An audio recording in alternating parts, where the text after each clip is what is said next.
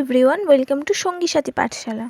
আমরা আবারও নিয়ে এসেছি একটা final exam suggestion video. PG কোর্সের ফার্স্ট ইয়ারের এক্সাম শিডিউল দিয়ে দিয়েছে। চলবে 11/8/2024 থেকে 25/8/2024 অবধি। এটার সময় সকাল 11টা থেকে দুপুর 3টে অবধি। এক্সাম প্যাটার্ন: 15 নম্বরের 2টো প্রশ্ন আসবে 36 নম্বর, 12 নম্বরের 3টে প্রশ্ন আসবে 36 নম্বর, 7 নম্বরের 4টি প্রশ্ন আসবে 28 নম্বর। আমাদের আজকের আলোচনার বিষয় NSOU PG first year final exam suggestion subject history paper 4। সেশনের প্রথমে রয়েছে 18 নম্বরের প্রশ্ন।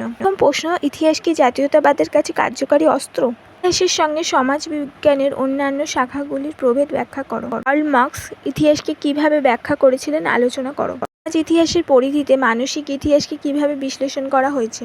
ব্লক ও ফার্নাদ বোদেল এর ইতিহাস তত্ত্ব বিশ্লেষণ করো। এদের মধ্যে কী ধরনের পার্থক্য দেখা যায় লেখো। নিম্নবর্গীয় ইতিহাস চর্চার উদ্দেশ্য এবং প্রধান বৈশিষ্ট্যগুলি বর্ণনা করো। প্রাচ্যবিদ্যা কিভাবে নবজাগরণে সাহায্য করেছিল তা বর্ণনা করো। ঐতিহাসিক হিসেবে হেরোডোটাস ও থুকিডিডিসের তুলনামূলক আলোচনা করো। ইতিহাসের সঙ্গে মানববিদ্যার সম্পর্ক আলোচনা করো। ভারতের স্বর্ণযুগ সম্পর্কে ঐতিহাসিক বিতর্ক আলোচনা করো। ফ্রাঙ্কের ইতিহাস সম্পর্কে ধারণাগুলি ব্যাখ্যা করো। ইতিহাস চর্চার ক্ষেত্রে হেগেল এবং মার্কসের পদ্ধতিগত পার্থক্য কী ছিল। মার্কসের ইতিহাস চিন্তা কী কারণে বৈপ্লবিক। অ্যারিস্টটল কিভাবে পুঁজিবাদের ব্যাখ্যা করেন।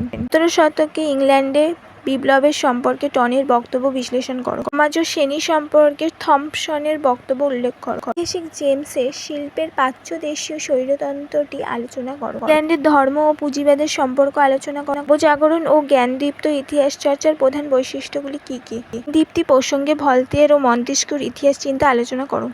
অগাস্তিনীয় ইতিহাস রচনার সারবস্তু কী। টিকা লেখো। মধ্যযুগীয় বা ধর্মীয় ইতিহাস রচনা। ডি কৌশাম্বীর ইতিহাস চেতনা বিশ্লেষণ করো।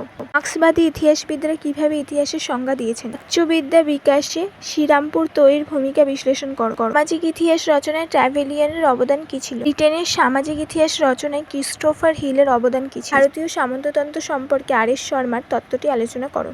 ইতিহাস ও সমাজবিজ্ঞান সম্পর্কে আলোচনা করো। বাংলা ভাষায় ইতিহাস রচনায় রজনীকান্ত গুপ্তের অবদান লেখো।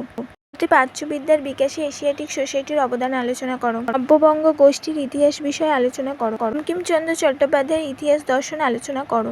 ছিল আমাদের নেতাজি সুভাষ ওপেন ইউনিভার্সিটির পিজি কোর্সের ফার্স্ট ইয়ারের হিস্ট্রি বিষয়ের 4th পেপারের সাজেশন।